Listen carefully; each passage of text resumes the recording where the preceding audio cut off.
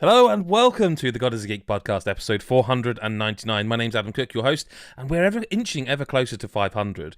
And in sort of almost a homage to the past, you won't know this, and I don't need to reveal this, but in the interest of always just being completely honest, I'm drinking a glass of water, and I've just put it down, but I wasn't looking where I put it, and I nearly didn't put it on the coaster, which meant that it nearly fell off, and we nearly had water all over my lap again. Is that not right, Chris Hyde? Do you remember that, Chris Hyde?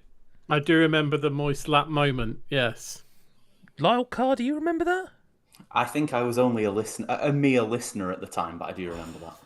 Chris White, do you remember that? No. Fair enough. Don't fucking talk to me ever again.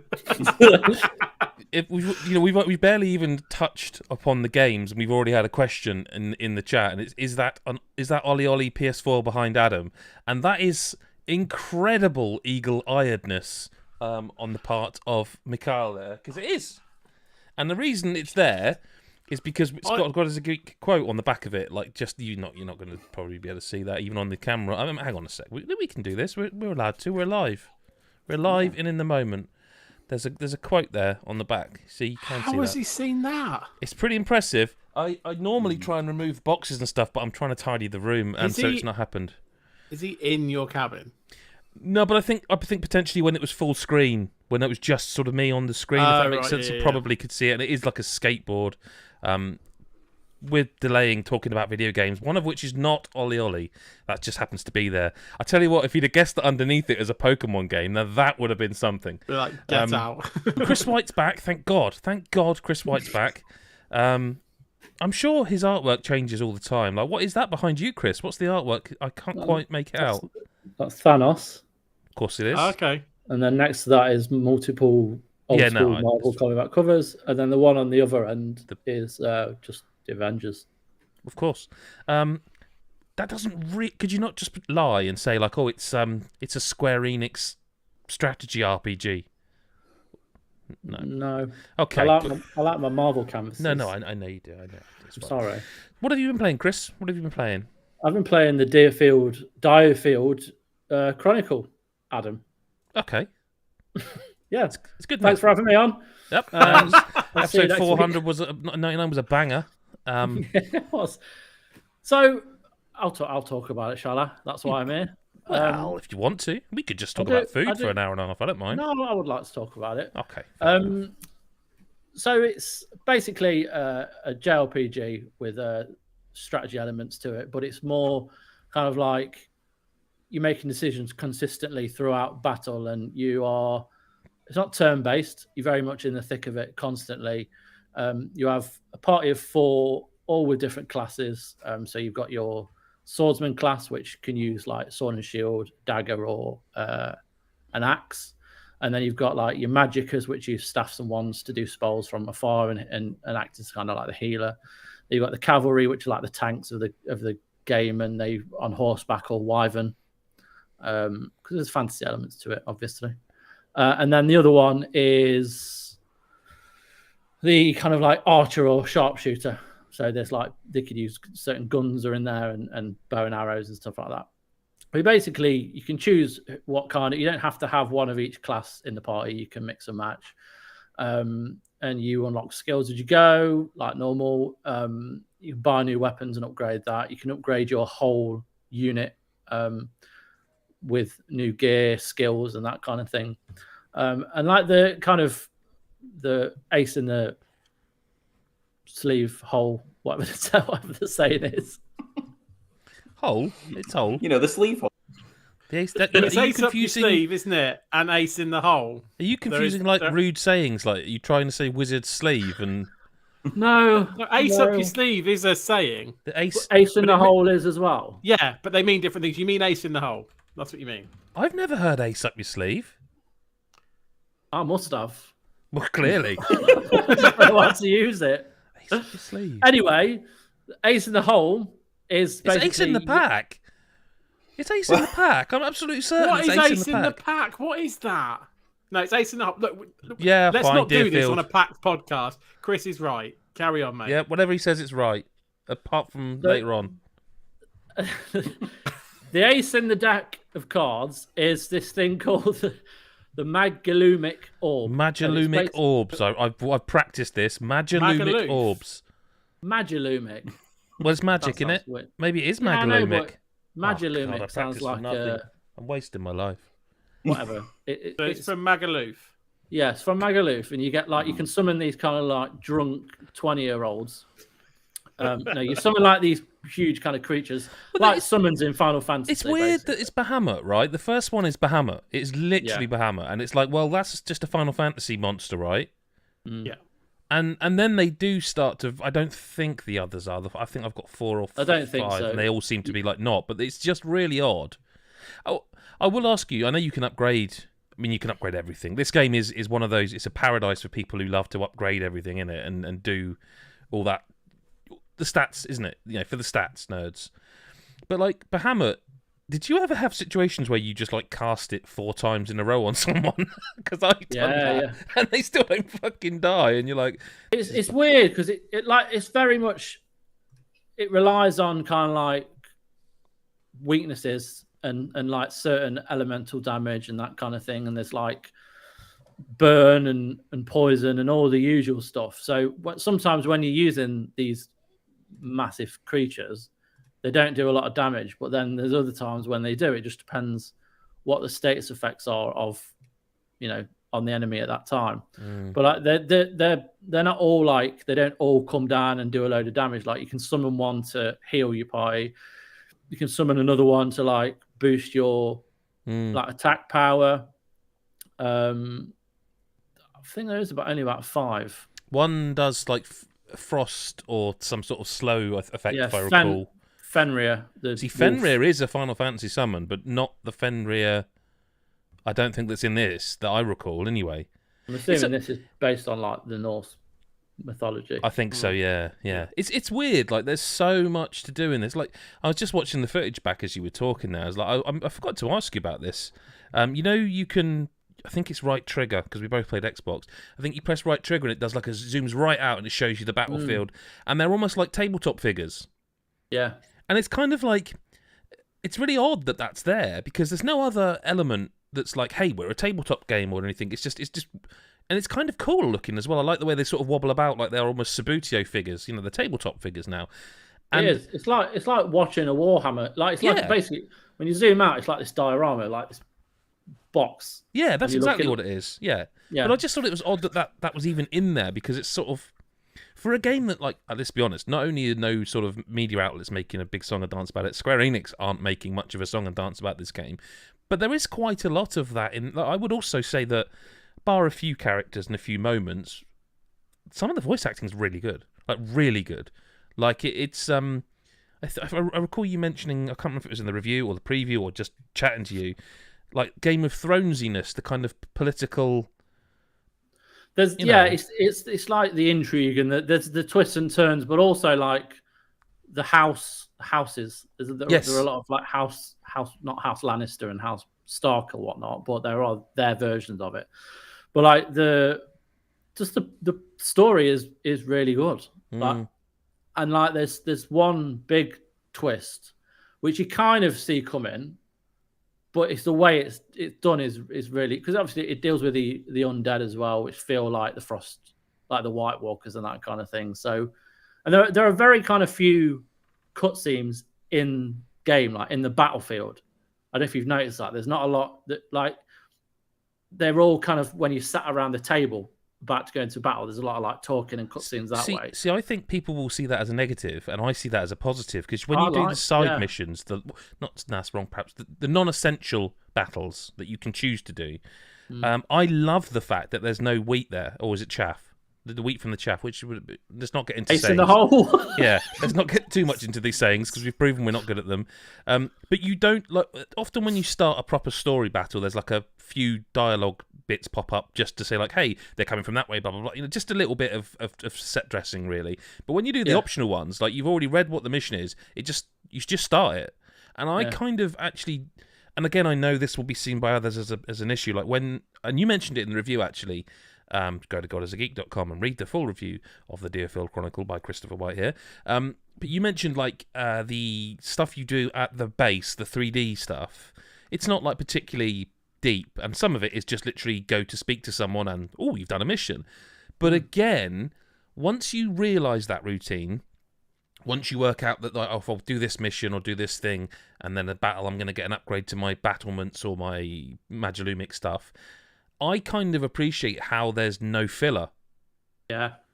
It's kind of like I don't think this is a 60-hour epic. Like, I'm on chapter 4 or 5, I can't remember now, and I think there's 7 or 8, judging by the achievements, and I don't feel playing this that I'm not going to finish it. I feel it's quite achievable, and I think, and recently when Lyle and I were talking about Jack Move, I know that's at the other end of it, like a 10-hour RPG and you're done. This isn't that. I mean, I've put like 20 in already, but it feels achievable, and I think there's definitely room for that kind of RPG in the world. Like, it doesn't require, like, compare it to Xenoblade Chronicles 3.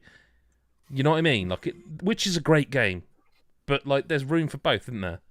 Yeah, and it's nice just to have that experience, because you don't always want to play 50, 60, 70-hour games. And the way you do progress and the way you do level up is so streamlined that it just works. Like when you've done a main mission, you go back to the camp and it's all like kind of third person, and you'll go and have a few chats, and by doing that, you complete a quest and get a load of money. So you're constantly earning coin to go and upgrade your weapons or buy new equipment, items, that kind of thing. You do occasionally get like sub quests, which you can go back onto the battlefield and level up, more. And you unlock something called the practice table, which is also great because it allows you to go and replay all the old missions and earn the same amount of money that you did when you played it originally. And there's a hell of a lot of stuff I didn't to buy. know that. I've not replayed them. You get money again from doing them. Do you level up as well?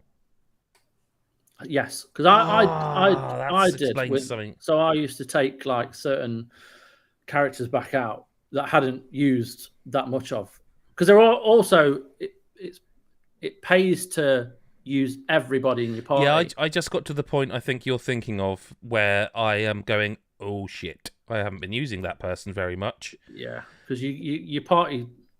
Yeah, I don't think it's much of a spoiler to say that. It's like there's a part where if you're using like 2 characters that you used from the start, and they're probably your most strongest characters, and then one of them gets taken away, and you're left with someone 8 levels under who now has to fill that spot. You'll be wishing you kind of were like, oh, I should. Now, but what you've told now, I'll be going back to the table and doing some missions again with them because, like, they're not like massive. It wouldn't take long. No, because they do the thing that Fire Emblem does. The word I believe is adjutant, where you pick 4 characters and each of the characters can have an adjutant who is like they lend you their moves. They actually summon in, which I thought was a bit odd, but kind of cool that you're not just using their move. You summon them in. So I've kind of not felt the need to swap out as much because I'm like, well, they do level up by being an adjutant, just not as much. But yeah, I am a bit. You find you kind of settle into a routine with your characters as well, and you kind of do end up sticking with the same ones. Andreas has got a move that you can jump in behind them, and that was like 50 times a match. Yeah, and that's another thing. Like if you're constantly moving your party around in the battle, so like with Andreas, he's got a move called Assassination, which doesn't have to be from like behind, but if you do. You do more damage because it's classed as an ambush. So if you kind of do it from behind, you'll do like much more damage than you would if you were doing them from the front. As in life.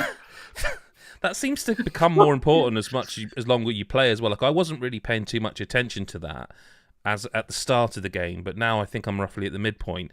He has basically become my so I creep up to a group of enemies or an enemy. I forget the bloody move. I've been using it so much. It's the kind of one up from Assassination. It might be called Leap. No, it's not that. Basically, you jump at them, appear behind them, and slash them. Yeah. And so I do that with him, and then I tend to use one of my horse guys to do the move where you rush at them. But I sort of move. You can position how far you want them to run on this move. So you position it just slightly past them, so they do the damage, and now they're behind them. And then if you aggro them from the front with someone else, you've got 2 people at the back doing all sorts of damage. Oh Just going to town from the back. Sounds like a party, doesn't it? But no, yeah, it's very good. And a nice little like break from the normal kind of tradition of building this massive, 50, 60 hour RPG. And the battles are amazingly satisfying. Yeah. Like they are really good. And you're constantly involved. You're not like pressing a button and then waiting like 20 seconds, see how the fight goes, and then stepping in. You're like every second you're constantly. No, they're watching rapid, aren't they? Like I don't know about you, but the amount of times I'd get the bonus for doing it in under the par time. Yeah. Like they're rapid. These battles don't mess around. I feel like sometimes, oh God, I've been playing this for ages, and I'm like, well, I can't have because I just did the battle in under 6 minutes. I think it pauses when you pause, if you know what I mean. It does pause, yeah. Yeah, so you are. It's a bit like FIFA in that you think, well, hang on, it's supposed to be 6 minutes and a half, and it's taking 20 minutes. But it is. It is. But it's that weird thing of. It's really strange though, because like Square Enix aren't a small publisher. Like no one seems to care about this game. I mean, I don't know. It's just weird. Like it's on Switch and everything. It's not like it's only on. In fact, I've seen people say that it's actually not that well controllable with mouse and keyboard, and I've certainly felt no desire at any point to think, oh, I'd rather play this on PC. No. I played a bit of it on Steam Deck, like the demo of it. There is a demo of it, we should say, that carries over if you buy the full version. And I played a bit of it on Steam Deck, and it was again fine. Like it wasn't like it was tiny little, it just seems like no one cares about this game. It's really odd. That's where you guys are supposed to jump in and go, oh, but it sounds great. I mean, Chris and I have done the legwork there for. Sounds great. Thank you. Yeah. Jeez. No, I am really looking forward to this. Yeah, like I think when it first came out or first was announced, I was like, oh God, this feels like all kinds of things I need to be involved in. So nothing you've said has made me go, oh, that sounds like something I don't want to do. The other thing as well is that I was talking to Chris White about this, and because you said you hadn't played like the Fire Emblem games. And I think like you would absolutely love them if you like this, because it's this, but it's turn-based. Yeah, like that. That's very much what it sounds like, especially with all the different units and stuff. Yeah, this to me is Fire slightly pared back. Like it's slightly in terms of the modern Fire Emblem games, where you can do so much, like teach lessons and all sorts of things. It's more like an older Fire Emblem game, but real-time strategy. That's what DioField is. Whereas now, I think Fire Emblem has gone so far into the sort of technical aspects that you can do. We should, with the aware that there are 8 games we want to talk about here. Who wants to talk about a bit of the old potion permit and explain what it is? I reviewed it, so I feel I should take the floor. I'll go for it. It feels like a lifetime ago, so I'll do my best. Potion permit it's basically like a sort of like a life sim kind of game, but instead of your usual sort of like farming or something like that, you make potions. So you go out into the big wide world and you hack at trees or rocks or animals, and you get little bits and you put them in a potion and you heal the people in this town. And it's pretty fun. That's a really good review, by the way. That's pretty much that's how I ended it on the site. It's pretty fun. You're like a chemist. The village is a place where they had a chemist previously who was like bad at his job and caused a big catastrophe, and now everyone in the village hates chemists. So when you first get there, it's kind of like this really chilled out life sim, but everyone just hates you relentlessly, and you sort of have to win them over by. They'll come into your clinic, so you go and see what's up with them, and they'll say like, "Oh, my arm feels weird."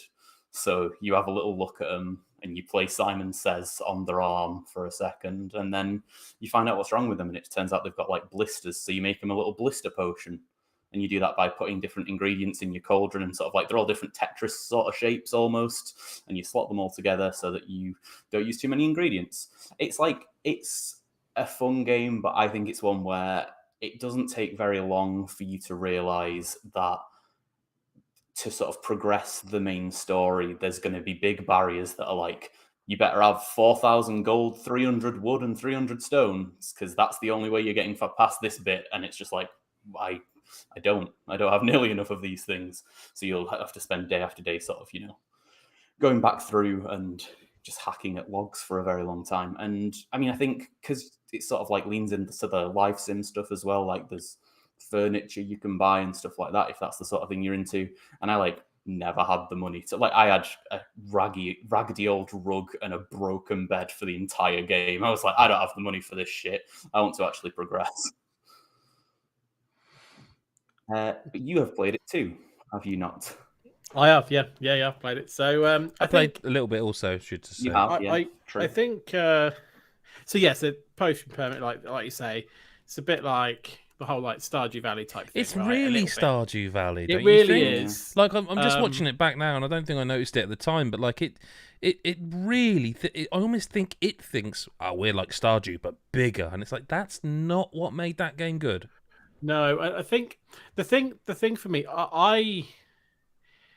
okay, so there's a few things. So I think this game doesn't tell you an awful lot of what you've got to do. Yeah, like there's this story that you talk about like, you know, you're the new chemist. Everyone hates chemists for some catastrophe that a chemist caused in the past, and then, like you say, you've got to try and win their favor by preventing them dying of various things that they're, you know, all that sort of stuff, which is fine, and there's a story to it. But in terms of how you're supposed to progress and what you're supposed to do, that's quite woolly at the start. And I think there are a few people that will play this game and go, I don't know what the fuck I'm supposed to be doing here. And it's also really slow at the start. And it really can be slow. slow.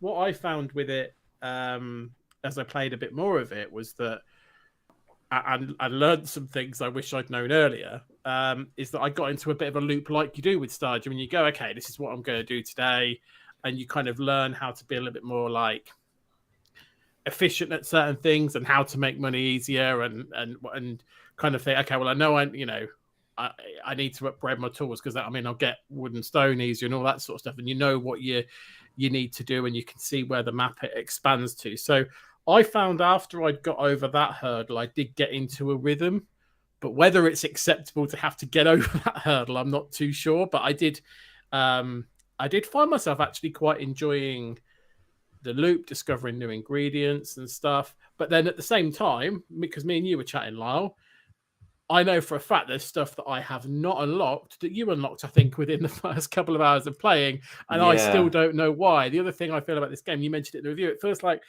some stuff just doesn't seem to unlock properly. I don't know if they're going to patch it or something, but it did very much feel like that there's certain missions or certain mini games and things that I still haven't done. I've put in a fair few hours, and you were playing within your first couple of hours. So I think its heart's in the right place, and there's definitely a charm there. But I think it's very slow to start and very hands off to start, and I think people could bounce off it. But there is something in there if people like that loop and like that. If people got into the relationship aspect of Stardew, I think there's enough of that in here for people to like, because there's like side missions and things. You learn more about people's backstories and things like that. If that's the side of it that you liked about Stardew, there is enough of that in here, I think, to draw people in.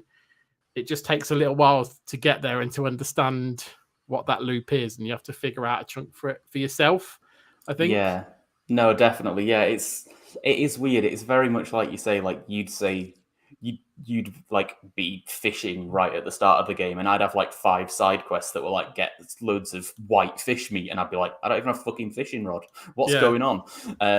It just you really have to just explore everywhere, hope that things appear, and yeah, I mean, there is a nice loop there. It's definitely a really good idea. Like, instead of doing something like farming in like a Stardew or Harvest Moon, I like the idea of the making the potions. I kind of like the little puzzle element of crafting each potion and like how that sort of side of things work. I find that more interesting than, like watering crops or something like that. But yeah, it just has a few things missing that I think hold it back. And sort of in the end, I did just start to get a bit bored of banging my head against a wall and going out and hitting a tree every day of my life.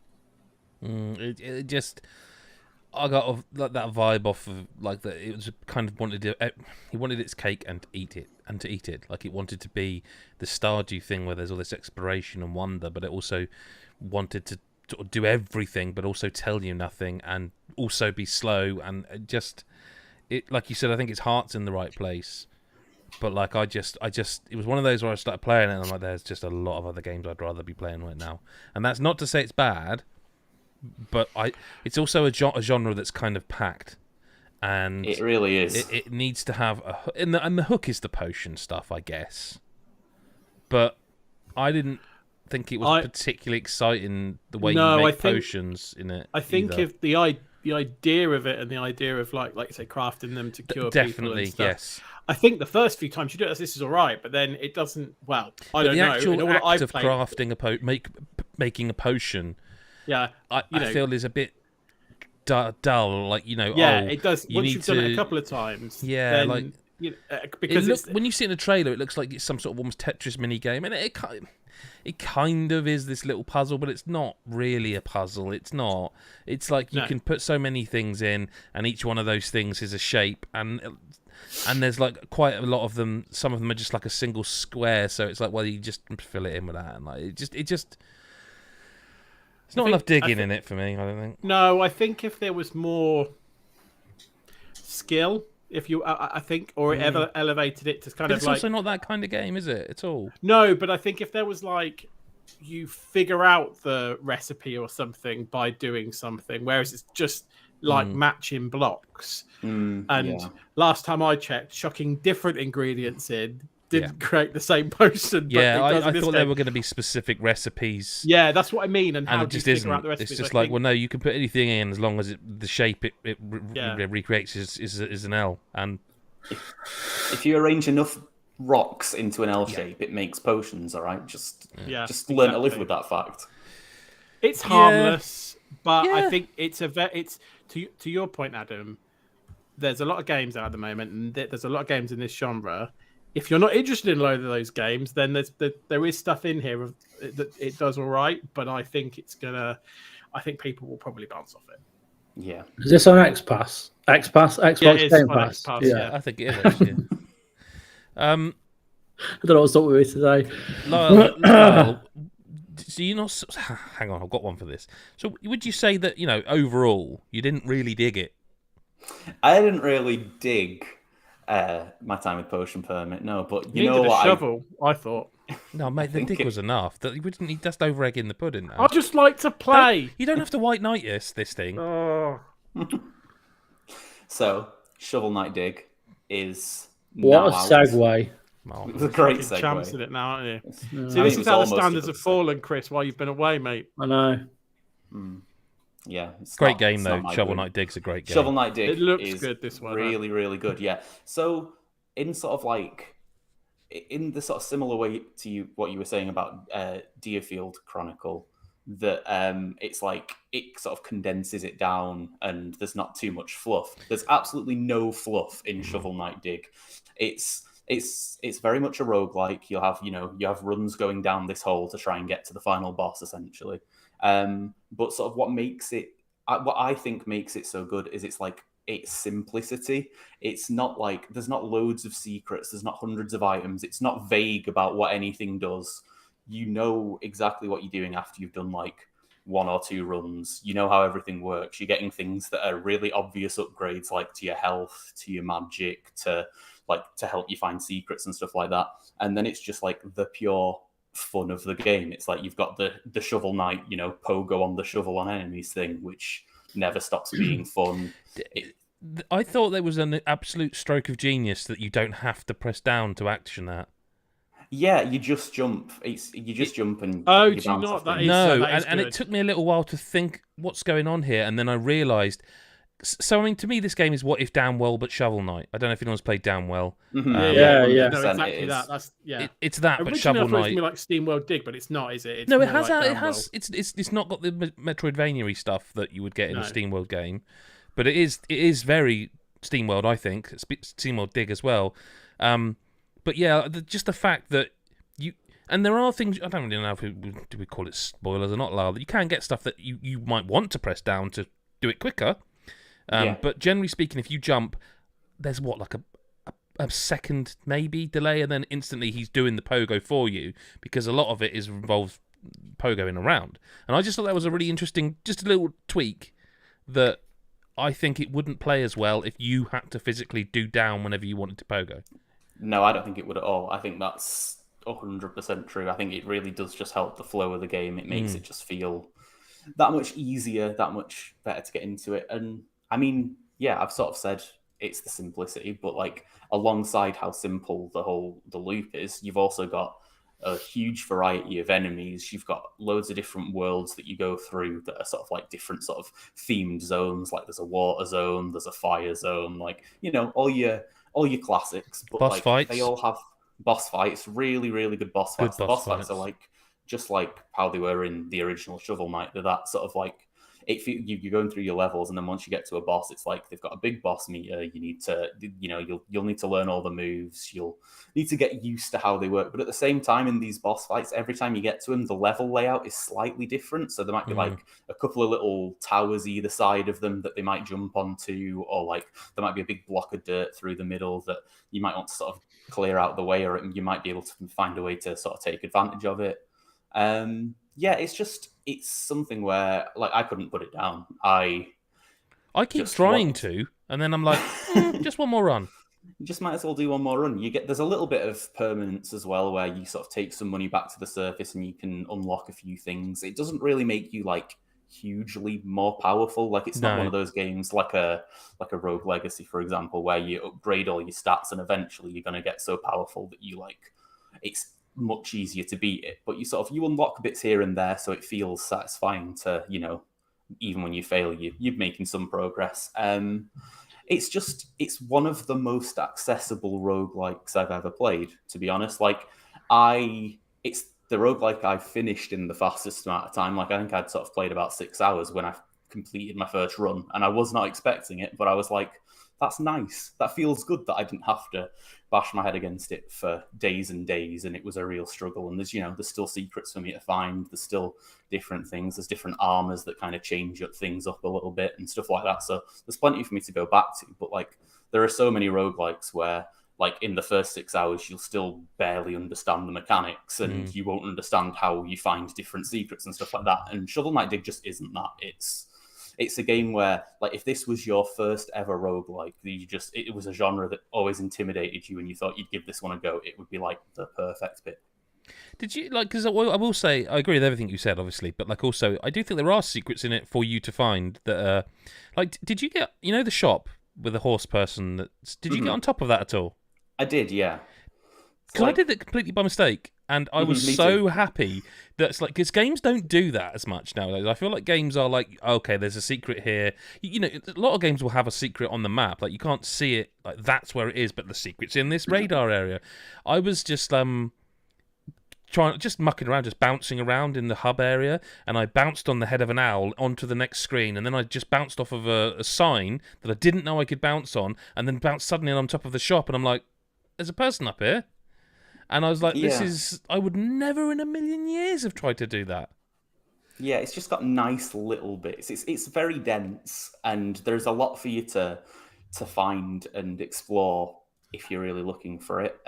But at the same time, it's not like, they're not secrets where it's like in like something like The Binding of Isaac, where it's like, on every floor there's like a certain wall you can bomb, and it might be based on where this other room is. And, you know, the sort of stuff that you'd almost never figure out for yourself, or it would take dozens of hours to do. It's like there's not that in Shovel Knight Dig. It's everything you need to do well at the game. You'll know pretty much straight away. And it's lovely. It's like such a good game to have on Apple Arcade as well. If you've got an iPhone, if you've got Apple Arcade, it's such a good game. There's the equivalent to Game Pass on Apple Arcade, isn't it? So it's like the fact you could just play this on there. I would prefer to play it with a controller. I'm not sure I'd want to play it touchscreen. You can connect a controller to an Apple phone so easily now. It's not even funny. I will say, if you watch our video review, I put on there in the lower third that it's on PS4 and Xbox. I think that's not true. I mean, I'm sure it will eventually. I'd be surprised if it didn't.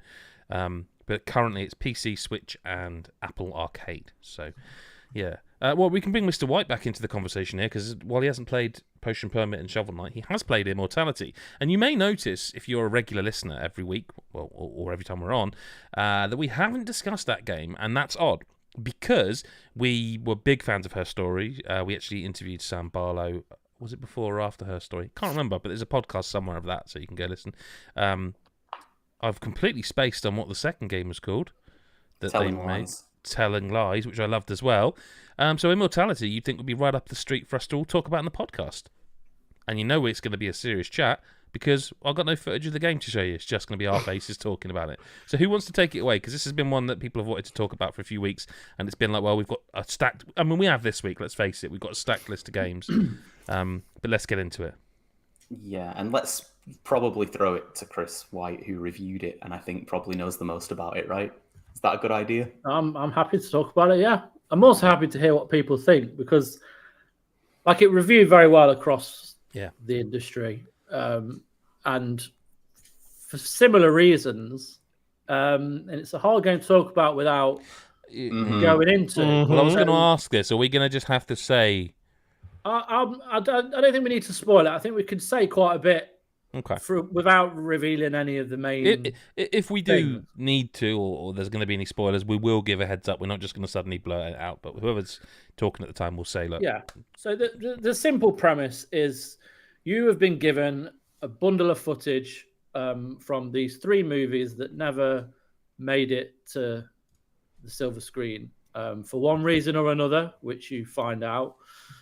Starring this actress called Marissa Marcel. And you basically get given one clip and you can play it, watch it on screen. And by certain things within the clip, you can click on that will take... So, for instance, say there's... Well, you can click on her. If you click on her face, it will take you to another scene from one of these films or from an interview footage or post-production or the auditions or whatever of her somewhere else doing something else in another scene. And then in that scene, you can click on another person that appears, and then by clicking them, it'll take you to a scene that they were in from this whole bundle of found footage. And you're basically just exploring this journey of this actress's life. And for hours, I would say a good 2 hours, I didn't know what I was... Not what I was doing, but where it was going. There was no... Like, the whole point of it is you're supposed to find out what happened to her because she disappeared. And one of the films is set in the late 60s called Ambrosio. It's like this weird-ass religious culty murder thing. Yeah. And then one's called Minsky, which is about... It's a bit Basic Instinct-y. And then the other one is set, like, not that long ago. 90s, I think. Yeah, and she's... But the thing is you start to pick up is that she's not aging. And that's not giving anything away. She is not... She looks the same age or within the same ballpark. So that's instantly like, well, that's a bit weird. And you can rewind clips. You can fast forward clips. You can go very slow back and... Yeah. And it's just like the acting from everyone involved, I think, is sublime. Like, it's really good. And she is so captivating to watch. And it's when like there's a certain... This won't really be a spoiler, but there's a certain clip where they're talking about why the second film got cancelled. And it was on a talk show segment. And the director, John Durick, he's talking about how the film got cancelled because there was an accident on set involving one of the actors called Sam something. Can't remember his name. But then when you start watching the clips of Minsky with this Sam, this actor in it, you eventually get to a point where you find out what happened to him. And it's like, okay, shit, this is weird. And it kind of... You can go... And I'm sure everyone's journey through this game is completely different. Because you will find you can click on like a glass of water or an apple, and it'll take you to a scene where a different apple or a glass of water is there, or like a prop gun, or like there's snakes that play a role within it, and there's like different snakes used in all the films and there's stuff like that. And it's like it's just a really smart game, really well made game, and it keeps you fascinated. Well, it kept me fascinated, and when you do get to a certain point where you're finding things within the footage that isn't necessarily the clip, that is when you're like, oh my God, this is this is where the horror elements come in, because it's kind of they class it as like a bit of a horror game, and you're like, well, where's the horror? And then you're like, okay, there it is. There it is. Yeah, and I just think the guy's incredibly talented. Like, there's certain developers that come along that just have that natural gift to make a good game, and like it's a 10. It's a 10. It's not. It's a very different game, because it's not necessarily, you're not jumping around, you're not using special abilities. It's just you're just watching footage and just observing. But that's part of that. It brings you in so much to the game. You're very immersed in it, and I just think it was excellent. Yeah. All right, who's going to shatter his world? Okay, right. No. I'm not going to shatter his world.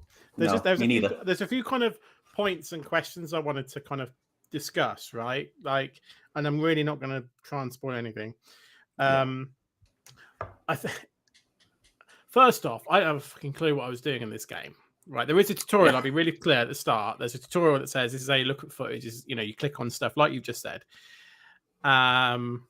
and you can rewind and all that sort of stuff and scrub backwards and forwards, like you said, go in slow-mo. I was like, okay, thanks for telling me that, game. That's all you've told me. Never before have I had to figure out what I'm supposed to be doing by reading the about section of a game that's on the main menu before, which is what I had to do, which is the bit you've said about this is Marissa Marcel, 3 films, what's happened, they never got released stuff. So I was just clicking clips thinking something would tell me like the game would tell me that I was doing something right or wrong at some point, and it doesn't. And I think that's an interesting choice, because there will be some people, especially because it's on X-Pass or whatever we're calling it at the moment, that will try and go, what the fuck is this? Like, because it's not a gamey game in that sense, but to the point where I knew what it was about. I'd read the review. That's why I knew what it was about, and that's why I wanted to play it, because I was like, oh my God, this sounds amazing. But I was like, I don't get the background, so I didn't have what am I trying to look for in these clips and stuff like that. So that was the first thing. I got over that because I found it. The other things that I did, maybe I'm thick. I need to caveat all of what I'm saying with maybe I'm thick, because maybe everyone else understood. A couple of other things. Didn't realize that some clips take you like halfway through a scene.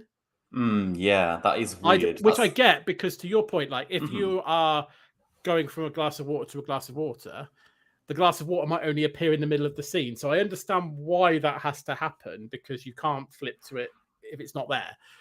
But I didn't realize a lot of the time, like sometimes I'd be like, oh, that's a really short clip. And I might go to another one, like click something else and move on. And I could have missed a whole chunk of stuff, which again, once I'd realized every single time I got to a new clip, I'd press rewind to the start and watch it all. But again, didn't know that. This is the bit I have to try and avoid. Be careful what I'm saying, because it is one of those spoilery games, right? How you discover the really interesting stuff, right? And I'm not going to go into a lot of detail, but a lot of it is about scrubbing, right? It is, isn't it? And that's where you, and to be clear, that's when you rewind or fast forward slowly. Again, what the game does, I don't know, everyone plays this on Xbox, yes? Or PC, I played it on PC. So I have a question. Because did you play it with a controller? It tells you to play it with a controller. Oh, it tells you. Okay, because that's it. But I don't know, Chris. I don't know if you did, but it did. I didn't play with a controller.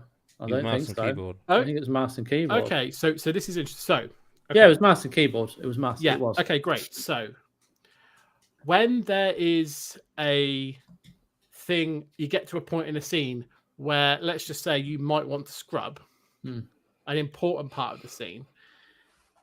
The controller just starts vibrating on a controller.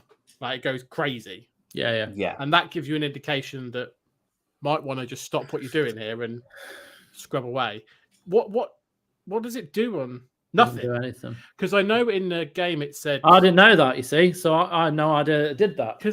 So there's that, which again I didn't realize until, because I scrubbed to stuff, if I'm honest, accidentally the first time. Yeah. And I was like, what the actual, like, because I was just rewinding and it just changed. And I was like, oh God, and didn't realize. Then I again realized that was going to happen. I'm going to ask Lyle a question because I don't know if this, again, it might just be me being thick and crap at the game. I found that some scenes, scrubbing instantly took you to the bit it wants to show you, and other times seemed to never quite take you. It kind of fade in and you'd almost have to get the right exact frame, but you'd never know what the right frame was. And so I'd be scrubbing back and forward for ages, knowing I was supposed to be looking at something, but not quite knowing if it was just a general fading or if I'd have to time it right. Did you ever have that? Yeah, I had that exactly. Yeah, I had times where I was like, because while I was figuring out exactly what you're supposed to do to see something that might be in the game, I realized maybe that the vibration thing might be giving me a hint, but then I couldn't figure out if it was all of them or not, because there were loads where I kind of tried to look around and was like, I can't figure out that anything's happening here. Like, is this one? Is this not? Like, it was something where I didn't get it immediately, no. And it did seem quite precise sometimes for certain, yeah. I also sort of had an issue with, because once it clicked and I was like, this is the thing. This is the like thing I'm supposed to be like kind of focusing on in this game, or like at least that it's a very interesting, important element of it. I was going back to all these old clips, like, oh shit, I remember that there was a big vibration there. Maybe there was one there. I'll just whiz around and see what I can find. And a lot of the times, the things you find are the same in multiple clips. So you're kind of looking around for like these secret things, and you find the same secret thing like 10 times, and it's a bit like, oh, it was just one of those ones. And that, I found that disappointing, trying to talk rings around this to not reveal what the hell I'm going on about. It's a really interesting game. I also think that when you realize that something's wrong and you first see that this isn't just that you're watching these clips and that's everything about the game. When you realize that moment to me is one of the most like incredible moments I've had in gaming this year. I was like, I wish I could say what my moment was, because it wasn't just because you're right, there are moments where it's just like, if you scrubbed, you go, oh, that's a bit of a weird thing to see blurring in. What's going on there? My one where I first didn't see the intended scene was fucking shocking, and I was just like, oh my God, right, I'm proper in on this now. What's going on? Like, I was really like, right, cool, let's go. And it was one of those instant ones. It wasn't like I've got to find the right moment. It was literally like, nope, and it was bang and really impactful. And there are quite a few. I've had multiple ones of those. I will say I haven't credit run, so if we could not spoil it, I know we will probably try not to. But do you know what happened to Marissa Marcel? No. You've not had that scene. There are things that I have seen where I'm like, the broader picture I'm starting to piece together. Okay. I think I'm in the same sort of position. I have then since played other games, and I want to find out and do it myself, because I don't want people to tell me. I don't want to. I'm too invested. But I was just really interested to know your view on particularly the scrubbing. What I felt was scrubbing. I don't want to say scrubbing inaccuracy or whatever. Because I'm like, am I being stupid? Am I just not getting the scrubbing part of it right? Or was it fiddly for you? It was definitely fiddly for me, but yeah, Chris, fiddliness. Because I didn't realize there was vibrations on the Xbox, which made it a lot easier. Because you are kind of the transporting into like the middle of a scene. That took me a while to realize that wasn't the beginning of a scene. When you get that, you kind of make more sense of it. But there are certain tells in the footage where you know you're probably on the right scene for, something to happen. Yeah. And it's often when, like, there's it's when she looks into the camera. That's one. or when she cries, or like there are certain tells that like you're at the right spot. Yeah, but the scrubbing, it started off being a bit. I'm not used to it, but then you start to pick up on some of the signs of where the thing that happens is likely to happen, and there are other things that happens not involving the one we're all trying to dance around. There's other things that happen in the scene where it changes, and you're like, oh my god, like especially like the last 7 or 8 of them, because it obviously puts them all chronologically on your like map. So when you kind of get to the end and you look back, it's like it's crazy. But yeah, it's just. I wonder if, because everything about this game I should love, like everything about this. Like I loved her story. I love Telling Lies. I do wonder if there's a kind of element of luck, because every time I think for me, and this I should say very personally speaking, I think for me this game is kind of a victim of the hype, if that makes sense. Like the way it was talked about, I think it's for me fallen victim to that, because I played a bit of it and I'm like, okay, so this does seem like the other games that Sam Barlow has been involved in. I get it, but kind of nothing happened. Okay, I'm out of time. I'll come back to it.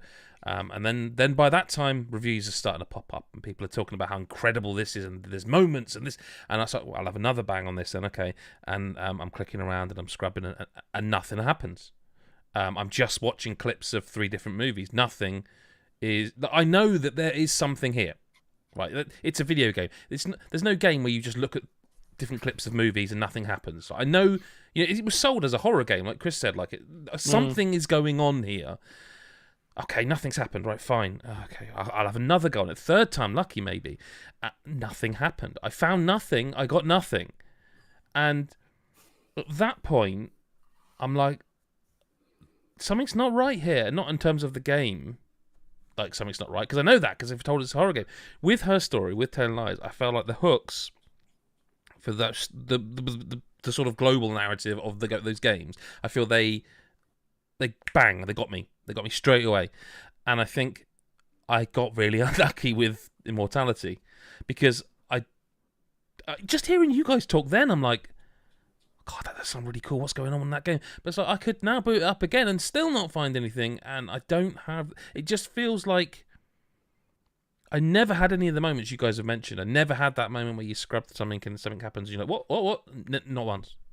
So, I think. I guess that's kind of summed up what with all the points I was making at the start. I do wonder if it's a little bit too subtle in how it tried, especially at the start, before you see your first moment and you starting to piece a little bit together, because it wants to be hands off, because that's kind of, I guess, part of the immersion, isn't it? But the problem for that is you've also games that we don't live in this magic world where a game turns up, you play it, and it's like, oh, what's this? That doesn't happen.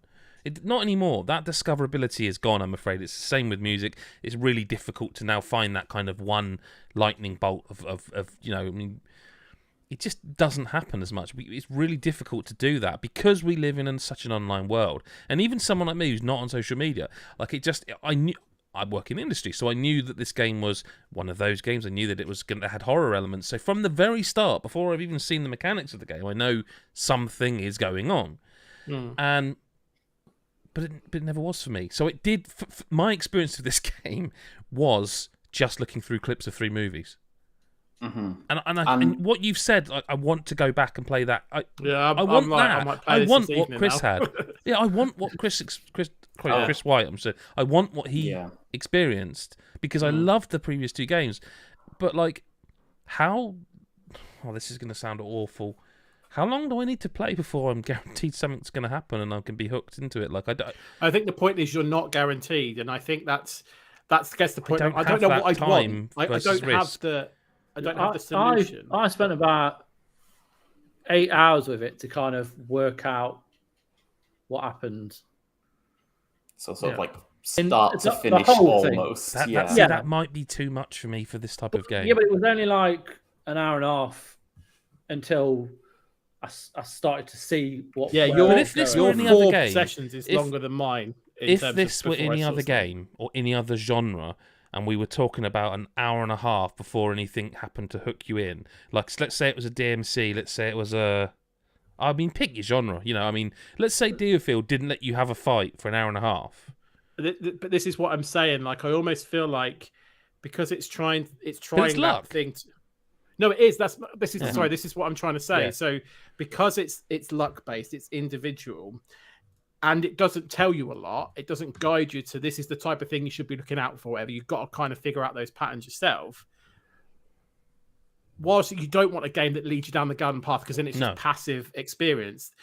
Maybe the first thing there should be something saying, look, this is happening. Look out for these in the future, or something. Do you know those games where there is? I remember talking about this about Dark Souls and FromSoft games, where the argument is well, we feel like we ruin the game by putting a tutorial in it. And my argument was, well, then why not make a separate tutorial that is not part of the game but explains the mechanics of the game so people can get to know how to play it and then they can go and enjoy the game?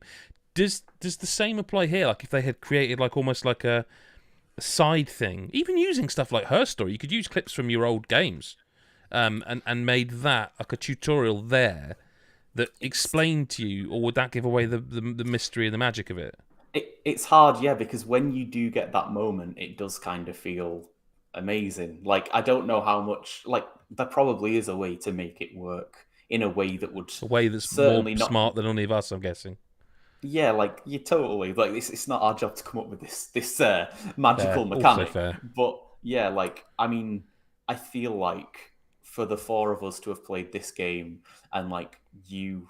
Adam, especially, to have had this situation where you've had like 3 sessions with the game and come up blank every single time. I mean, nothing happened. I'll be honest with you. I wanted to watch one of the movies. I was like, actually, that movie looks kind of cool. I wouldn't mind sitting down to watch that movie in, like a film, like actually just sit down and watch it. In order. But that was all I came away from it with, almost, if you know what I mean. I guess like I feel bad a little bit because like I feel like we've just. I think the acting in this game is superb. Yes, I'll agree with that. Just saying it is fucking incredible. Like I forget sometimes that I'm watching acting of acting. Yes, and it is incredibly well done. Like you never think. You know how like FMV games. It's not an FMV game. It is an FMV game. No, but it's that's not exactly what I was going to say. You know, in game. FMV games when everything's just slightly too exaggerated. Yeah. Or you know, it's just slightly camper than it needs to be because it's an FMV game. You never get. I've never had that. I've literally been like, I could be watching a documentary here. It is really, really well done in terms. And I should say that also something I love about this game is that we're having this discussion where I don't think there's many games. You could have a discussion about, say, Resident Evil Village, and you could like it or you could dislike it, but the reasons for liking or disliking it are kind of binary. Like, you don't like the story or you like the story. You don't like the gameplay or you like how it feels. The fact that this is such a kind of strange discussion to have, I think is great, and it's why I'm kind of almost frustrated that I don't, because Chris and I often agree on this kind of game, and I don't know if I've just been really unlucky. I think so. I think everybody who plays this will get a completely different experience. And that's amazing. That's to be celebrated. No game does that. No. But like for me, it's right up there with Elden Ring. It's not quite Elden Ring, but it's so that's why at the end of the year this is going to be massively frustrating. Yeah, because it's my personal experience. Like if we all play Xenoblade Chronicles, we'd all enjoy it, give or take, the right experience. Yeah, and we'd have different kind of things, but we'd all if something was good, we'd all find that good. It's the really interesting, because I've been thinking about this a lot recently. It's the really interesting part about storytelling, right? And this game has made a decision on how to tell the story, and it lives or dies by that decision. Exactly that. Whereas, like you say, Chris, if you've got a literal like beginning, middle, and end story that you tell in an order, like most games, you could dislike that story. You could finish it and go, "I didn't like that story." Yeah, but the story's the story. You've experienced it in all the same way, so you can critique it in the same way. Like you can even interpret parts of it. You could say, well, actually, I thought that was talking about the dichotomy between, you know what I mean? You can interpret different parts of a story, but ultimately the story's a story. Yes, exactly that. Whereas this, I don't know. Maybe I'll give it one more go. Maybe I'll start over again. I sat on the sofa with an Xbox I controller. might message you a scene to scrub. Yeah, I feel like someone needs to make sure that your next session isn't just you watching. Well, I will say film also is clips I was also a victim in the way that Chris Hyde was. Sorry, in that I didn't realise for quite a while that you were coming to scenes mid-scene. Yeah, no, I did fall foul to that. Definitely was. But listen, we should talk about another game, because the trouble with this is we are talking not in riddles, but we're talking around the game, because we don't want to spoil it, and that's can be frustrating. Because I don't know not enough about it because I didn't experience it, and I'm sort of there going, well, I'm the audience here. Do you know what I mean? I'm the audience here because I don't know what they're talking about. Yeah. So I'm going. Stay tuned for the Game of the Year podcast. Absolutely. We'll talk about everything in all the details then. I should play more of it for that alone. I'm going to rattle through a few previews, and we could do like a jingle for this week because there's 4 previews I've got. Did you want to do like another jingle, Chris? It's time for Adam. No, that's the same song, mate. You can't just use the same tune. It has to be. Right. I mean, that's just. Although I'm impressed that you were only, I think Lyle should do it, or maybe Chris in his glorious return. Adam's preview time. Adam Cook. Adam previews time. Adam Cook. Adam previews time. Adam Cook. It's his preview time. Yeah, I mean, probably just got a copyright strike. I'm going to briefly. This is going to be the briefest mention for the Entropy Centre. I had been following this a little bit, this game, right, and I said it in the written preview that it's impossible to like not talk about Portal because Christ, even if you watch the footage, you're like, that looks like Portal, and like the puzzle elements in first person. Oh, that's very Portal-y. You go between rooms and do puzzles in each room. But what I do want to say about this one is that whereas other games try and I think fail to sort of earn that, hey, it's a bit like Portal moniker, this I think gets what made Portal that good. In that the puzzles are so clever and they make you feel clever. And I think that's why, aside the humour of Portal and Portal 2, aside the wit of the writing, that's what makes you keep going, is that it makes you feel clever. Do you know what I mean? Mm-hmm. This does that. This does that in spades. Like, it's all based around rewinding. Like, the gun you have can rewind time up to 30 seconds, I believe. I don't know if that will change as you progress. And it starts off really simply. Like, you have to put cubes, literally companion cubes, all but, onto pressure sensitive floor puzzle things, pressure sensitive tiles. And you have to use your gun to rewind them. So you might have one cube, but 3 switches or something, and you have to rewind it from 3 to 2 to 1. But so you kind of have to draw the path out, go 1, 2, 3, so that you can then rewind 3, 2, 1 and get through the puzzle door. And it's really difficult to explain, a bit like Puzzle was, a bit like Portal was. But like I say, the most important thing is that 1, there's a demo on Steam, you can just go and try it, and it's a decent demo, so I think it's a good hour. And 2, it's out this year. And 3, like I say, the important element for me is that it earns the Portal comparison. It isn't just, well, it looks like Portal and it sounds like Portal. Oh, it's another Portal game. Because the other thing about all that for me, there aren't that many of them that do it. There's not that many that even try it. And I think this game could be like the best one since then, Portal 1 and 2. I think it's fascinating how it really makes you think, and it's really clever, and the environment can be rewound as well. And I just wonder how. I want to play more. I mean, Chris is literally yawning at the thought of this game, and he's a puzzle fan. I'm trying to stifle it because you know that I think the opposite of this. That I'm really intrigued by it. No, it's a puzzler which instantly perks me up. And mate, if it's I'm joking. You've got a young kid. You're allowed to yawn. It's fine. But like, this is 3 a.m. this morning. Fuck that. Grot bag. Yeah, you should carry on. This game on Steam. It's available now, the demo. But yeah, like, it just there's just enough in the demo. Like, it introduces jump pads, which again, we had them in Portal, but in this you can actually pick them up and stuff and use them as the cube. And I just wonder how clever and like platformy it will get. But I really, really dig what it's laying down so far. And the other one is I went to play sort of about 4 hours of Mario plus Rabbids Sparks of Hope. That's the major one I played this week, and I am going to shock nobody by saying I really enjoyed what I played, and like, it's one of those where I was in the room with like other journalists, and I was like, I'm clearly the oldest person here, probably older than anyone else in the room. I shouldn't be laughing at like the Rabbids stuff at my age, right? Yeah, you should. I couldn't help it. Like I hope like some of the people who developed the game was sat behind us, and I hope that they saw my sort of shoulders going like, because it's just like Rabbid Peach is still a joy, absolute joy. Makes me laugh. She's always taking selfies. She's like an influencer, and it just tickles me just right. I love like Rabbid Mario, who's like a, he's still got the mustache and he's still giving him that sort of Italian look, but he's like a big bruiser that just punches everyone in the face with his look like he looks like he's got guns almost, but they're not. The only concern I have, and I said this in the preview, is that at the end of the session they jump you forward a bit to a boss fight, and the boss fight was like not good. There's no way around it. Like my experience of that boss battle was not good. It was like a 3-phase boss fight, but I didn't know it was going to be a 3-phase boss fight, and it did a lot of things. And listen, I'm not going to repeat myself, so go watch the video preview, and we'll read the preview on GodIsAGeek.com. But I do think that it's because it wasn't my save game. I really do. I've had like weeks almost to think about this now, and I really think that it's a case of I play games in a certain way. Like I like to do all the side quests. I like to level up as much as I can along the way. I couldn't do that because we played the start of the game we played, and then the second part was like they loaded a save for you to play with like a larger party, more options, and all that.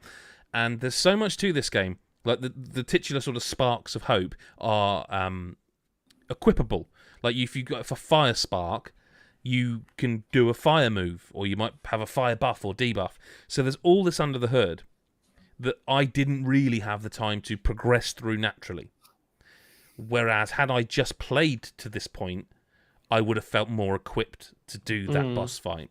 So I'm pretty like, of all the concerns I have, like that one's the highest. That's like, wow, if you're going to make every boss like that, that's too much.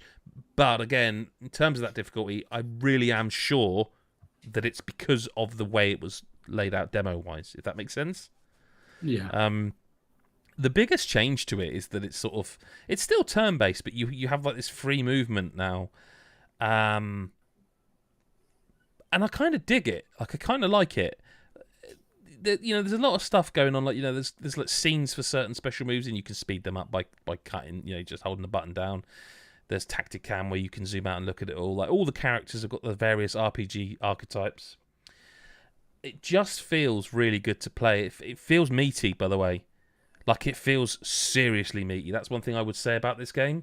The thing I sort of walked away feeling was like, this looks like it could be much bigger and longer than the previous game, and that was a substantial game as well.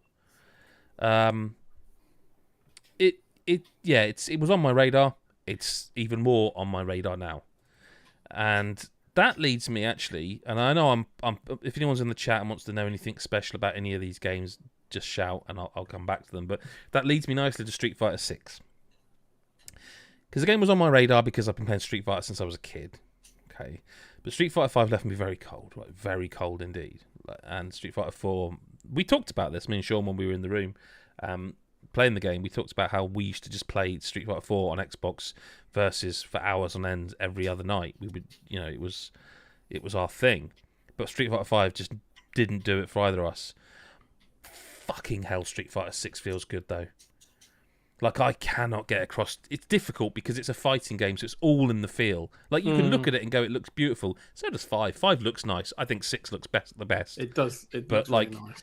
But my God, does it feel good? And it feels balanced already. It feels like they've done a really good job of making people who've been playing a long time pick it up and go, yeah, I know Ken's moves, But also, there's new stuff to understand. Like there's a meter now where you can. I mean, if you're watching the video version, it's not going to work on audio, but in the video you can see underneath the health bar there's like a gauge or a meter which you can burn by doing special moves or this block, and you get it back if you block successfully, and you can do like a parry, and it's just. I mean, honestly, you remember the God of War effect we've talked about before, where nothing kind of hit the spot afterwards. It was just like you felt a bit empty. That's how Street Fighter 6 left me and Sean. Like we've been texting each other, just like mournfully, almost like, oh, so good, so good. You know what I mean? I feel like they're riding a really strong wave as well. Like, I feel like that's the consensus. I don't think like me and Sean are flukes here. I feel like, generally speaking, that's how it's being received. So I hope it's out early next year. I hope they're not going to like leave it too long. They're doing a closed, or is it open? I can't remember. They're doing a test October time, and that you presume that's to get the netcode right. But I mean, that was always fine. Like, they've got good netcode, so you would hope it's not too far away. I would hope for an early 2023 release because they're riding an incredible wave, and I really want to play it. And sticking with Capcom, I really, really, really want to play Resident Evil Village Shadows of Rose. Because this is set 16 years after Village. It's in third person with you playing as Rose. It's, for me, it felt like the survival horror that has been slightly missing from the more action-based Resident Evil games. But, and I know Metroidvania is a word that isn't used often with Resident Evil, but it's always been kind of a Metroidvania light. Mm-hmm. In this, you get powers that allow you to access areas you couldn't previously access. That's literally a Metroidvania. And I will also point out that the graphics look amazing in this game. Like the net curtains, for example. I know that's, but it's true. It just looks... Even those net curtains. If you notice them, you know it's a good-looking game, right? Yeah, if you're talking about net curtains, it's a good-looking game. But the thing is that most interested me. So look, I'll level with you, right? There are some things I saw in what I played I'm not allowed to talk about yet, okay? So I do know a little more than I'm letting on. Not much, a little bit. And there are also some things that I am allowed to talk about that I'm like, I don't want to because I just want people to discover that stuff for themselves. The most interesting thing to me, and I am dying to play the final version of this, is why the hell are we back in Castle Dimitrescu? Why are we back there 16 years later as Rose with special powers? What's going on? What's going on in this game? I mean, this looks great. Like and also I can't talk anymore. I am not allowed to say anymore. That in the footage we have revealed and everyone else has revealed, there is one enemy type, and you don't. I saw other enemy type, and that's all I can really say about that. It's just really interesting. It made me reinstall Village, right? Okay, and as of today, I played this. I am fascinated as to how they are going to make that work in third person. Because from the very first scene in Village, where you take control properly, when you're in the snow after the car incident. Yeah. That works because it's so dark around you that you are kind of looking down at the white snow that's reflective of the moon almost. I don't know how that works. I literally played up to the first save point, and there's so much of that game that I'm like, this is going to be a massively different game. Massively. It is like a new game. It's like a new Resi. Yeah, there might be certain things that it'd be interesting to see because, like, the best bits of that game, like the house and stuff bits, the horror bits, it'd be interesting to see if they translate as well in third person. Yes. Do you know what I mean? Like, and the snow bit is another one. Like, they're the atmospheric. Will they like zoom into your face? Yeah, and that's the cutscenes. Have they redone them? I mean, is it just a case of it was always like that, and they can just whip the camera out? I'm fascinated to see how that is, and I really do want to play through that again. Because just playing the intro of Village, I was like, oh, this is really good, isn't it? You know what I mean? Like, it's really, really suspenseful and tense, and like. I don't know where it goes, and as you started to go through the tutorial area, I was like, oh yeah, there's the sort of people that you're going to have to go, the boss fights, shall we say? And I was like, oh my god, I completely forgot about the house, you know, the marionette stuff, and I forgot about the. Yeah. It's a really good game. It was only the story that bothered me, but I just sort of feel like it got forgotten, and I'm really excited to play it again. But I need to know some of the stuff I saw that I won't mention and can't mention. What the hell is going on? Like, why are we back in that castle? And are we just in that castle? All I know about the DLC is that it's a decent length. I don't know any more than that, and that's not an hourage, is it? That's not a time. No. Before we move on, though, Phil Tyndall in the chat says, what's putting me off Street Fighter 6 is you just know it's going to be packed with the usual barrage of fighter passes. It always leaves me feeling like I don't own the full game without being fleeced. I totally understand that. That's kind of what killed 5 for me. As I understand it, unless I misunderstood the recent news, the roster's going to start fairly small, and I think they've taken on board. I haven't seen anything to suggest this is going to happen again. I let's put it this way. At our preview session, I even remarked that this game, as it was, if they can put this out with whatever the story mode is and all the other modes, and not nickel and dime fans and not do that shit, this is going to be huge. And they know. So I hope that's all the way fed back to Japan and that they know. And that, but corporations and money, innit? So it's difficult to know, you know. But yeah, like it was an interesting day to play those two. It was interesting to go to Capcom and play those two games, and come away being like, oh my god, I just want to play more of those two games. Like it Street Fighter 6 especially just killed me. Like I've been really struggling to find something that's, you know, because it just felt so good, and Shadows of Rose again, like it's supernatural, it's horror-y, it's got these powers that are new. There's like a new white herb. You get that's how you recharge your powers with a white herb. I don't know if you're going to be able to craft them. Because you can craft them. You can craft like bullets and stuff like you could in Village. But I don't know if you can craft the white herb. I don't know if they're really limited in terms of how many you'll find, because I don't know how long the game is. Not just because I want to get to God of War, but like October can't come quick enough to play. I think it's late October the DLC's out, so. And so's Rabbids, and we'll be nearer to Street Fighter. But on that note, it's time for some listener correspondence. Play that jingle, boy. Chris Hyde. Listener correspondence. It's time. It's time. Chris Hyde. It's catchy. It's catchy. Chris Hyde. It's a little bit at the end. It's catchy. There you go. It's the random monkey. There's things I spot in it that I didn't spot before. That's how good I am. I know. It's just it's like jingle inception. Most people don't get my comedy first time around. They need to be told the joke 6 or 7 times. Yeah. To realise it's a joke. Right. Let's get into this. So, first questions for all of us from Pooh. Asks, what are you hoping to see in Legend of Zelda Tears of the Kingdom? And says, feel free to skip Lyle's answer. So I'll go to Lyle first. Thank you. I want there to be dungeons. It's always going to be my main thing. I always moan about the lack of dungeons in Breath of the Wild. So new Zelda game, I want big meaty dungeons, please. That's my big request. I was quite reserved then. That was very reserved for you. I'm pleased. Thank you. Adam Cook? Oh, it's what do I want? It's difficult because I'm supposed to be like the kind of, well, I want to see this and that. But honestly, like I would just, if they just did it again, I'm fine with that. Like, there's not been many games like Breath of the Wild that gave me that sense of exploration and freedom. And again, we talked about it with Immortality, that let me feel like I was experiencing it at my pace, in my way, and that could mean going there first while you were over there. And like, I would like a. So you know, in the very brief trailer where he kind of rides one of the cubes up. Like, I'm wondering if that's a new power that you get from a dungeon, or that's just one of those, because you can do so much weird stuff in Breath of the Wild. Yeah, like it could be just a metal thing and they've attached something to it, and I don't know, but it looks.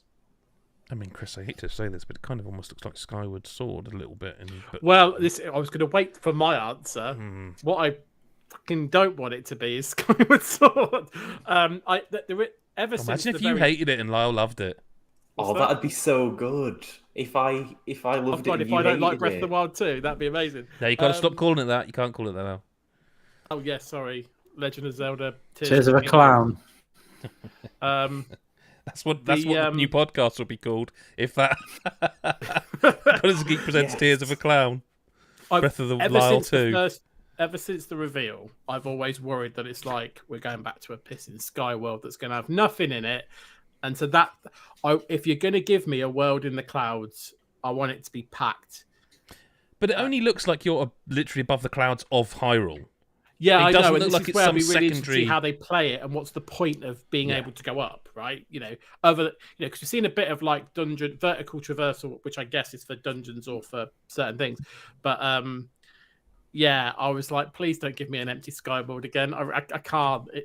So a full sky world, and I want a few more like items or spells and stuff that do stuff. That's what I want. to spice up the gameplay. How different do we think it's like? Do you think they will remove degrading weapons? Do you think they would? Because that's like the only complaint most normal people, Lyle, had about that game. Do you think they would do that? Like, just remove that? No, I don't think. But you should still have the. I mean, I was going to spoil it. I think this is Nintendo, and so they'll go. It's got degrading weapons in it. But you won't. If this is a continuation of the story, you have a sword. You don't need to. Right? Only if you got. Only if you got the sword. True. But yes. So I think that will still be in there. I don't know. My guess is if they're going to play off it being essentially Breath of the Wild 2, even though that's not what it's called, do you just have a few more of the skills? You have like 2 more. That's what I would. I mean, Phil Tyndall's and Chris. Sorry, you haven't got your answer, but Phil Tyndall said, "How do you feel about the map being seemingly reused in Tears of the Kingdom?" Again, I think that's why we're in the sky. I think that's how they get away with using the same map. Yeah. Chris, how do you feel? What do you want? What are you hoping to see in Loz Tears of the Kingdom? Some tits? Yeah, tits. No, I'm not massively hyped for it. Let's move on. Christ, it's the new Lyle. I'm not just like I'll play it, but I'm not as massive. I'm sorry. That's good of you. Yeah, cheers for making the effort. Nintendo says thanks. Yeah. Give us your. Can you imagine that as a box quote? Chris White, I played it. Brackets wasn't shit. Yeah. Yeah. Well, there we go. Yeah, I think that's Zelda. Yeah, all right. It? Okay, cool. We'll move on then. It's your segment, mate. You move on when you want to move on.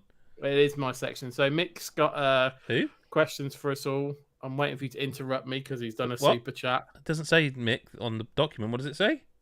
It says Mick in some form of language that I can't read. I can read that. I know exactly what that says. Well, go on then. It says Xenoblade. Does it? I would have thought you'd have known that, Mr. Hyde. That's Why? Japanese Because I'm a Xenoblade. master of linguistics. No, because you just so much love that game. I play it in English. Well, I didn't know that. That's disappointing. Right, okay. So Xenoblade says, ask you some questions then, Adam. Yes, sorry. So this is a long one. Now that you've played Mario Rabbids, do you think the release date will hurt it because Bayonetta 3 is out a week later? Which one will suffer more because of the other, basically? And do you care about Persona 5 Royal on Switch the same day, I think, as Rabbids? I can answer the latter part very quickly.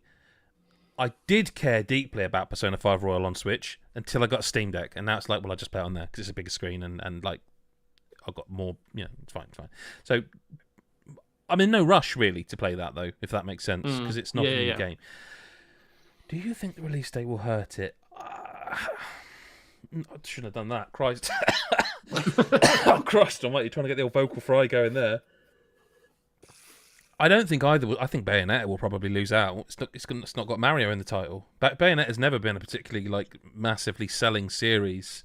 It's more the people like us who want to play Bayonetta because we love that kind of game. It's not a mainstream game, is it?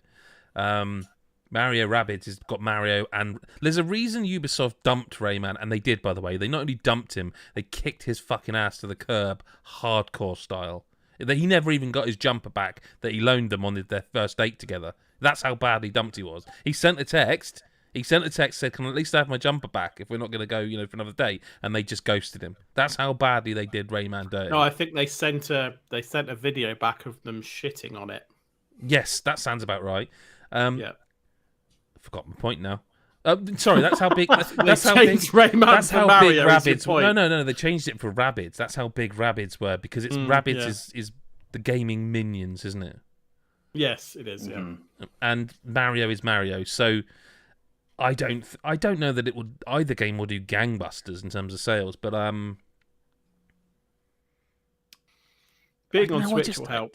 Yeah, I think it gives it the bump, doesn't it? Yeah, just because of the user base. And I think possibly that hurts Bayonetta for the same reason because it does. It would do better if it was multi-platform.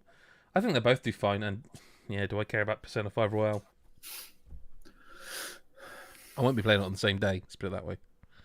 I'll play it. I'll get it on. So I'll probably get it on Switch or PC. But I do also think that the more I think about that game, I kind of don't think my original argument is that, if I could play it handheld, I'd probably finish it. I just think it's too long. I don't know. I think you probably would have finished it if it had been released back in the day on Switch. No, that's fair. But now you'll never play it. We're looking at. No, it's just it's really unlikely that you can download it for when you've retired, mate, in like a couple of months. I wanted to get that in before you fucking said a week. But like, to be fair, I do play some. Like, I played a bit of Diablo. I keep wanting to say 4. Diablo 3 today on Switch. What a great game that is! Switch. What a great game that is! Sorry, I forget because I did play. I don't know. Sorry, this is Tangent City, but I did play some Diablo 2 Resurrected, and I just didn't feel it. But I think the art style of 3 hit me so well. I loved it. Yeah, but that's sorry. I've answered your question. Hopefully. Last question from Mick is: what's your favourite Street Fighter game soundtrack? Yeah, I thought there was another question related to Street Fighter, there, isn't there? You're not going to ask me that one because I was looking forward to that one. Favorite Street Fighter game soundtrack? Oh no, there was one. There was one after it. Yeah, sorry. It's 2 probably because it's like just. Oh yeah, sorry, I'm being really shit today. What's your favorite Street Fighter game soundtrack? Let's answer that one first. Street Fighter 2. Yeah. It's the most. It's the first one. It's the one that's etched into your brain, isn't it? It's the one that you recognise whenever you 100%. Hear remixes of like I don't know Ken stage or something. It just invokes that one, doesn't it? Every single time. Okay, so keeping with Street Fighter. So now that you've played Street Fighter 6 on PS5, do you think you would want it on PC, or will PS5 be good enough? He says Street Fighter 5 on the PS4 wasn't great, and they never patched it for PS4 Pro either. So it's time to sort of nail your colours to the mast, isn't it? Really, this is going to be one of those statements.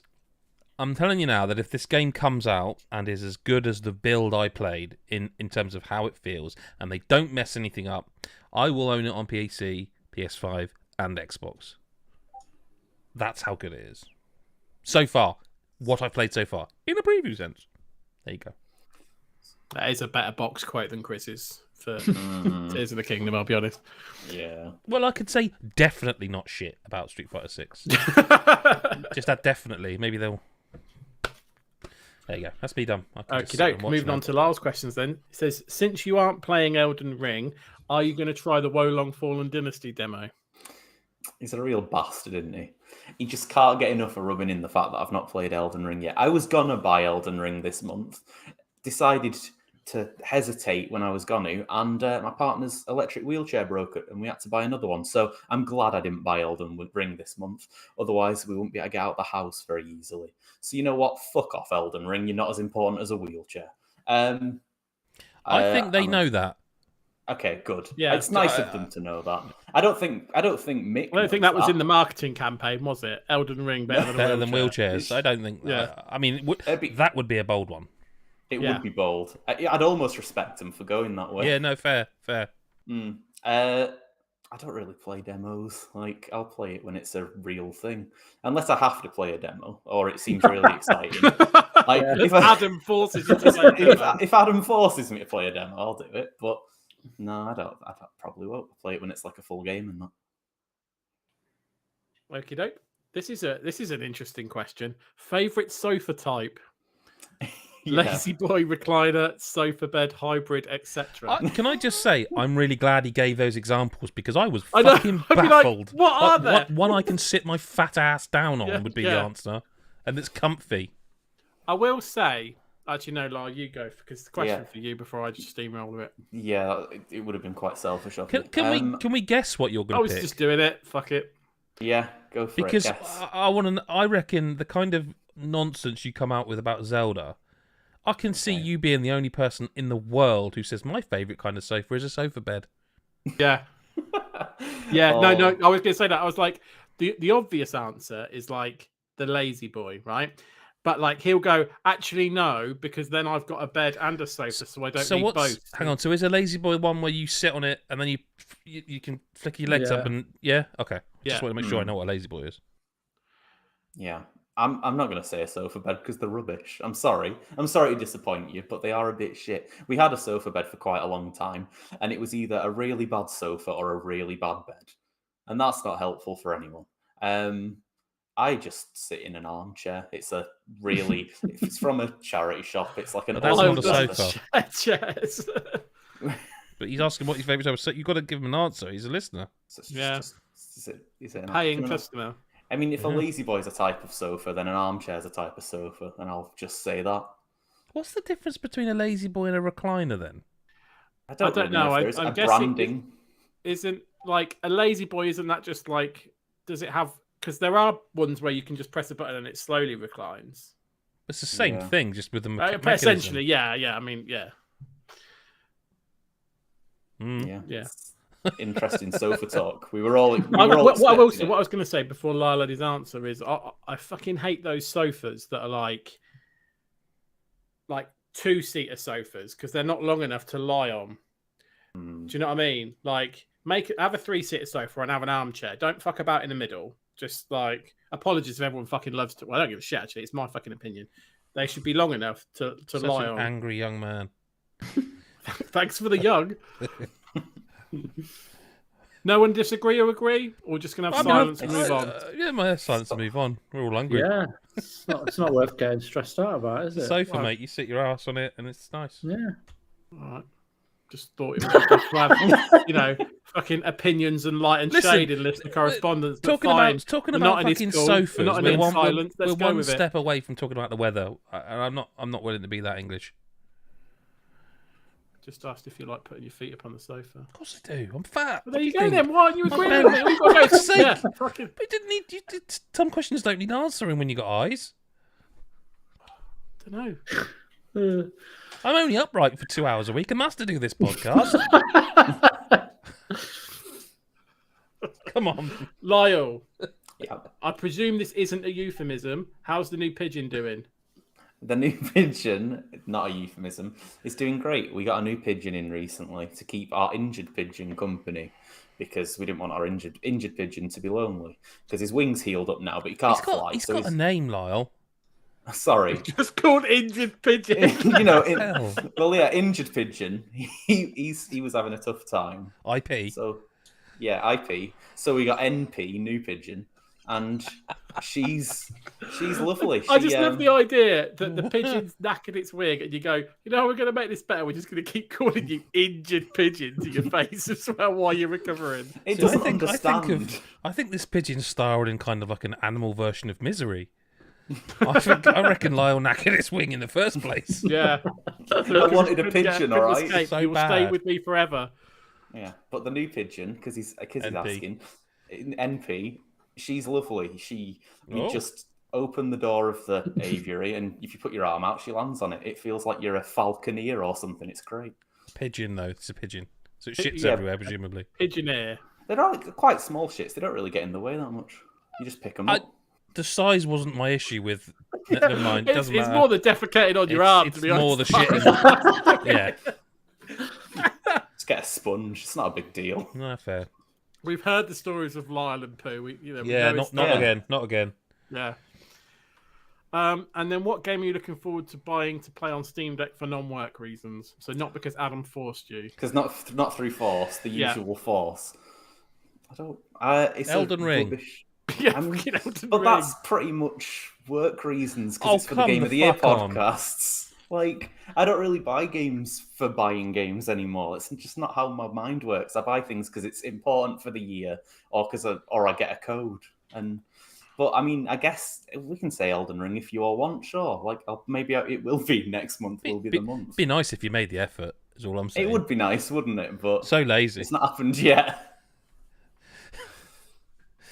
Shall I do your questions, Chris, or do you want to do Mr. White's first? Oh, do you know what? We'll save me. I wouldn't say the best. We'll save me till last. Okay, Chris. Yes. Did NBA 2K23 do enough to be worth buying full price compared to NBA 2K22?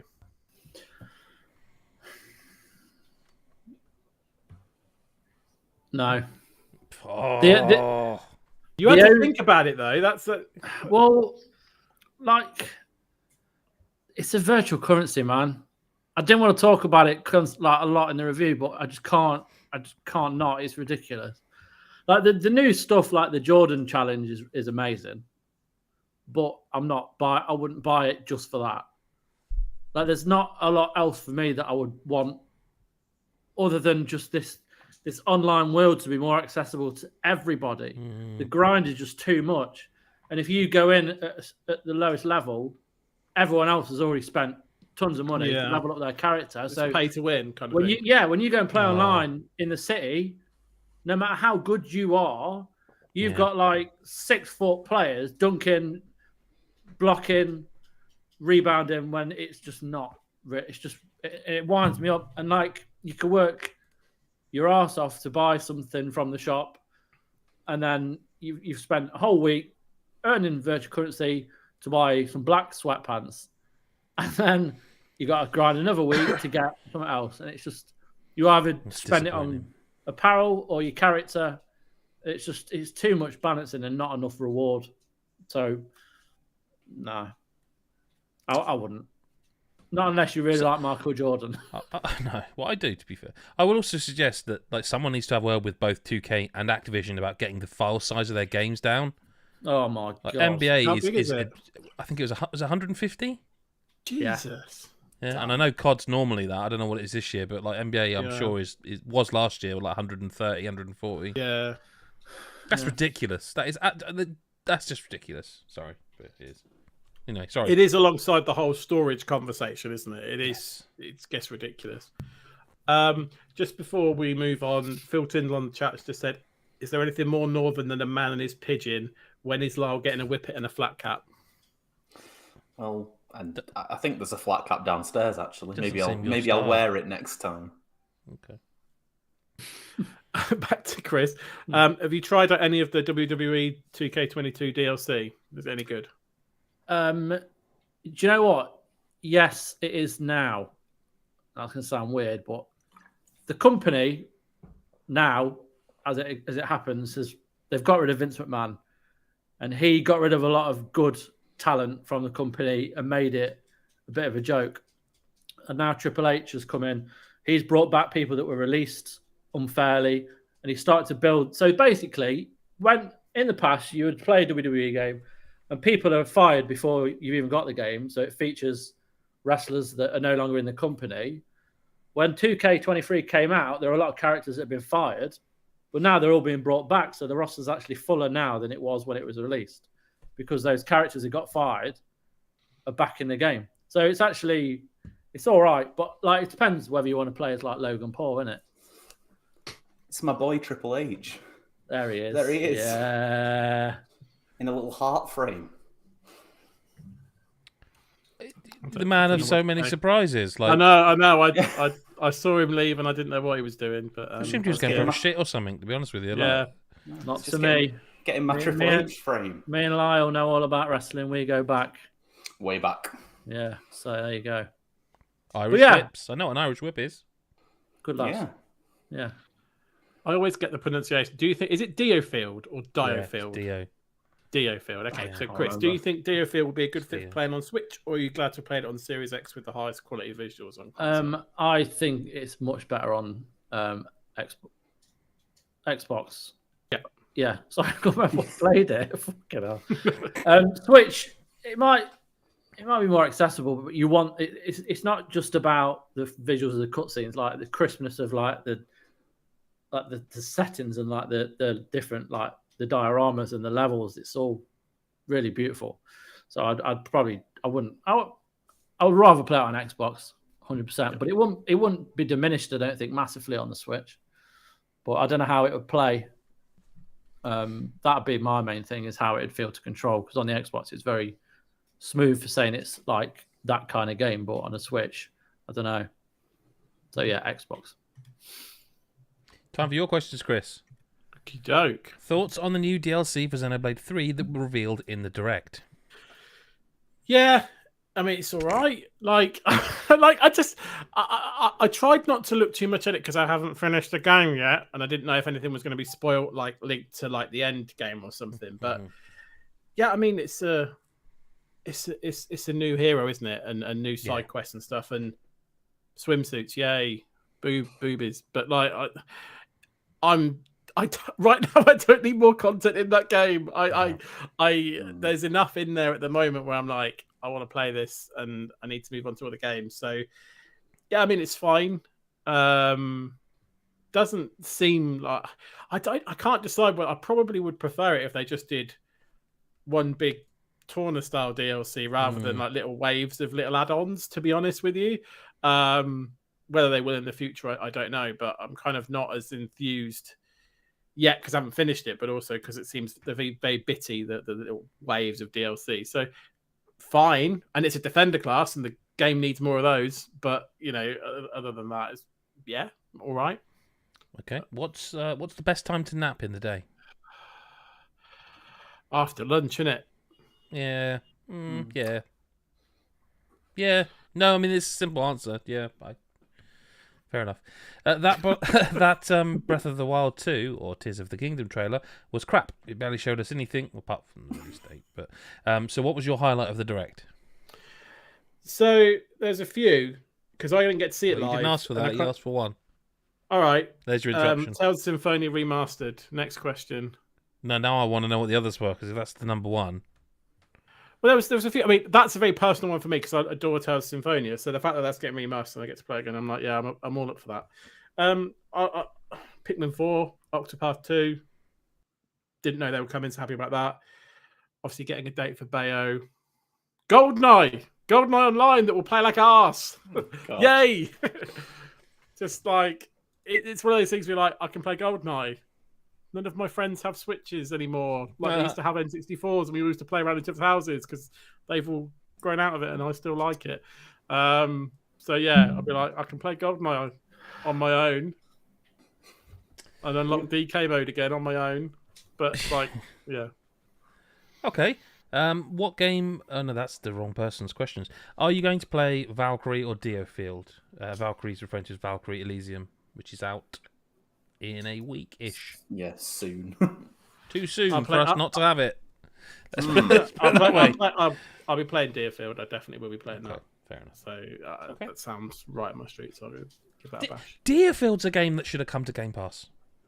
Yeah, absolutely. All the PlayStation stuff. Now Plus thing. Because I total sidetrack, but I find it really odd that like Dishonored. Fuck me. Deathloop is being like really heavily promoted because of course it is. Yeah. Microsoft own them and it's in Game Pass. It's actually also in the PlayStation version of Game Pass, and they're also promoting it on Facebook and Twitter. Like, hey, Deathloop is now in the PlayStation Game Collection. It's like we're in like the twilight zone of gaming now, aren't we? Anyway, that's it, isn't it, Chris? I think that is the end of this week's Chris Hyde's listener correspondence. Yes, play the jingle. Listener correspondence. It's time. It's time. Chris Hyde. Yeah, Chris Hyde. Lovely. Did you actually mean to put my head on a sheep? I've only just noticed that as well. Fucking hell. Yes, I meant to put your head on the sheep. Because I thought it was just a sheep in the background, but there's another sheep. No, there's another sheep. And that's where my head is now. Yeah. So I'm a sheep. Yeah. Right, carry on. Sorry. Yeah, that was definitely... See what I'm saying? Layers. I'm like an onion. I'm like a comedic like an onion. Yeah, comedic onion. Thank you very much for that listener correspondence to everyone who sent it in. And thanks to Chris for hosting that section, as always. Thank you to Chris and to Lyle and to Chris. I'm not... repeat myself, there's two people called Chris here. It gets confusing sometimes. Sometimes I call Chris White Chris Hyde, and sometimes I call Chris Hyde Chris White. Yeah, you said to not make it boring. Yep. No, that's the weather we're having. Thank you very much for listening, and go to patreon.com/GodIsGeek to find out more about the ways you can support us financially. You can become a channel member. You can actually drop a thing called like a super thanks or whatever it is, where you can just literally drop cash. Which sounds dreadful when you say it. I'll never give us your cash. It's why I'm not loaded. I can't be that like, hey, give us your fucking money kind of thing. I can't do it. I can't.